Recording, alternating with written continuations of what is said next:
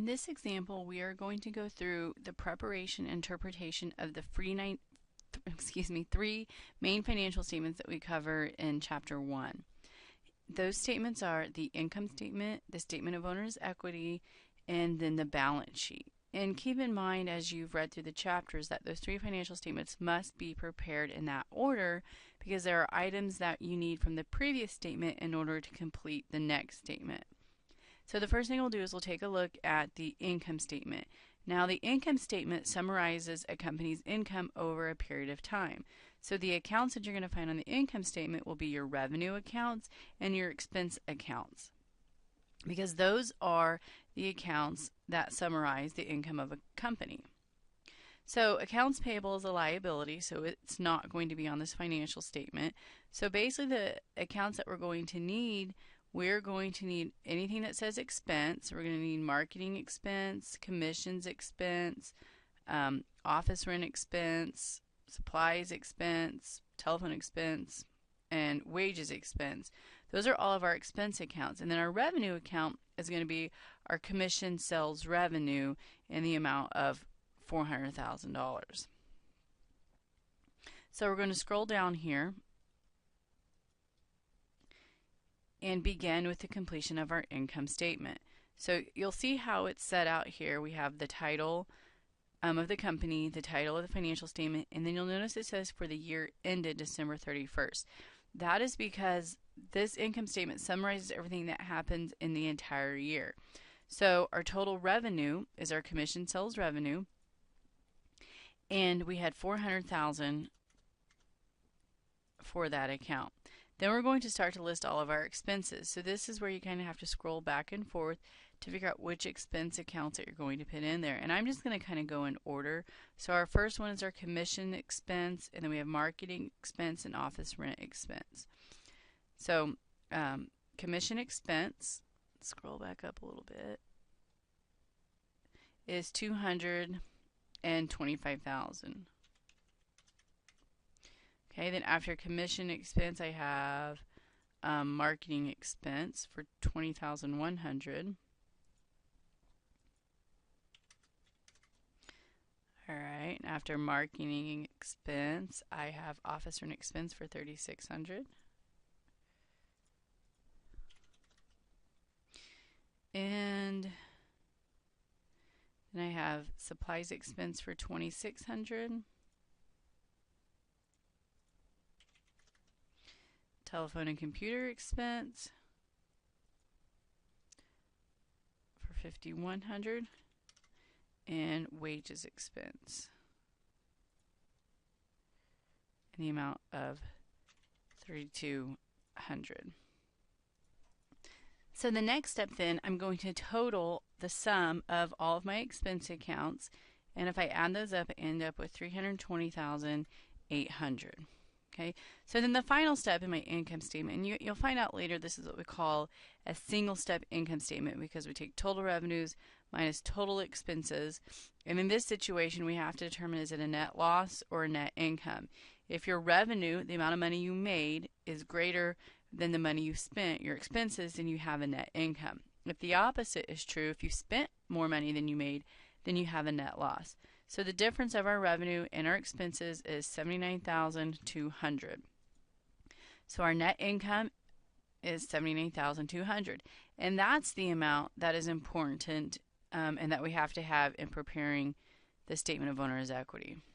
So the next part 2, we're going to prepare the statement of owner's equity for fuel design, and it tells us that there are no additional investments by the owner.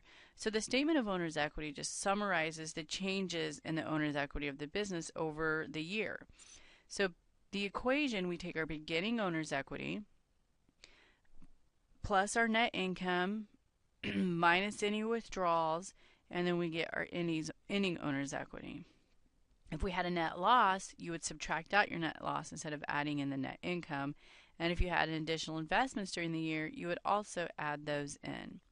So what we're going to start with is we're going to start with our beginning owner's capital. So you'll notice that we have owner's capital for December 31st, 2013, and then also for 2014.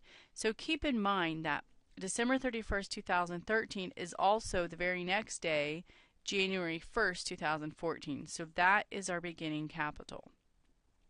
And if we scroll back up here, it tells us that our beginning capital is $64,300. So that's the amount that we're going to plug in here. Okay, so then after we start with our beginning capital balance, then we have to determine what the next step is. You're not going to find any other account names on here, okay? So what we're going to do now is we're going to add in our net income for the year that we calculated just above, this $79,200. All right, so then we calculate a subtotal. Our beginning capital plus the net income that we made for the year gives us a subtotal of $140,500. And then the next step is we have to subtract out any owner's withdrawals. So if the owner took any money out of the business for personal use during the year, that needs to be subtracted out, and that's this $33,000 right here. So we'll scroll back down. Less withdrawals. So less means to subtract. So we're going to take our subtotal minus the drawing of the account, and that's going to give us our new balance, which is our ending balance on December 31st of 2014, which is $110,500. So now we have completed the income statement, which we had to first in order to get the net income to filter into the statement of owner's equity. And now we're going to complete the balance sheet, which we're going to use the ending owner's capital in order to do that. So looking at the balance sheet is just like the accounting equation. You want to think of it as your accounting equation. Assets equal liabilities plus owner's equity. So we're going to list all of our assets and total them up. We're going to list our liabilities, total them up, list our new ending owner's equity and total it up, and you'll get total assets equal total liabilities and owner's equity. So that's what we're going to do here. And your assets you're going to want to list in the order of liquidity. So what that means is in the order of ease that they can be turned into cash. So our most liquid asset then is going to be cash. So we just kind of have to scroll up and look and see. Our cash is $71,700. Okay, so $71,700 I'll place there. And then after cash, generally you always have accounts receivable because it's an asset. And if we were to scroll up, we would see that that was $4,500. And then the next would be supplies, also an asset, and it has a balance of $700. And then we have some equipment that is an asset in the amount of $59,900. So then we total that up and we get our total liabilities for $136,800. So then we move on to our liabilities. So my liabilities, generally you can look at your list of accounts, and anything that ends in the word payable is going to be a liability. You're going to learn some other liabilities as we go through, but a good rule of thumb, if it says payable, it's a liability. So we have accounts payable and commissions payable. So we'll scroll back down here and we'll have accounts payable, and the balance of our accounts payable account is $3,600. $3,600. That's the total amount of money that we owe to any suppliers. And then we have commissions payable in the amount of $22,700. So that's the total amount that we owe any of our sales employees for commissions. So the total liabilities, the total amount that we owe is $26,300. We just add those together. And then for our ending owner's equity or owner's equity, make sure you take the ending owner's equity that you calculated on the statement of owner's equity. If you use the beginning, you won't balance.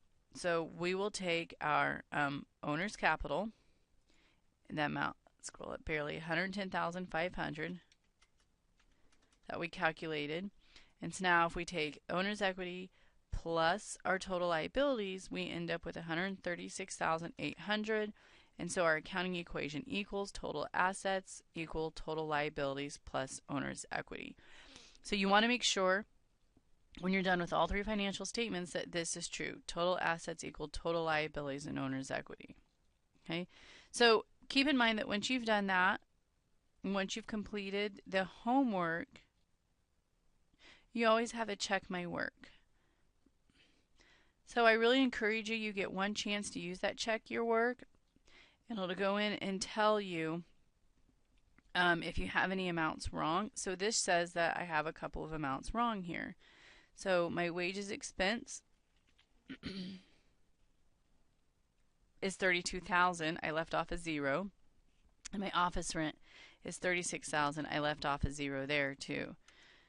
So because I didn't actually add them up on a calculator, they equaled. So now they're correct, and it automatically tells you they're correct.